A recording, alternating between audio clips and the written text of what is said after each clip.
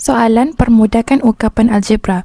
Diberi 3A tambah 4B tolak 7 tolak buka kurungan 5 tambah A tolak 6B. Step pertama adalah kita kena buang tanda kurungan.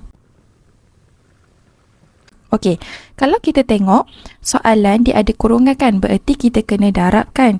Yang luar darab dengan dalam, maka simbol akan berubah. Dia akan jadi 3A tambah 4B tolak 7. Negatif darab dengan positif 5 akan dapat negatif 5. Negatif positif A akan dapat negatif A.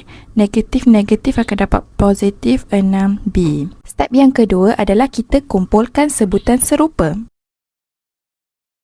Apakah yang dimaksudkan dengan kumpul sebutan serupa? Okey, kalau kita tengok ada unsur A, ada unsur B dan ada unsur nombor sempurna. Kita kumpulkan ikut rumah masing-masing.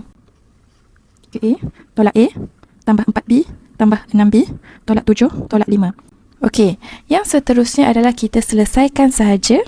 3A tolak A, 4B tambah 6B dengan negatif 7 tolak 5. Okey, 3A tolak A kita akan dapat 2A. 4B tambah 6B kita akan dapat positif 10B. Negatif 7 tolak 5 kita akan dapat negatif 12. Itu sahaja.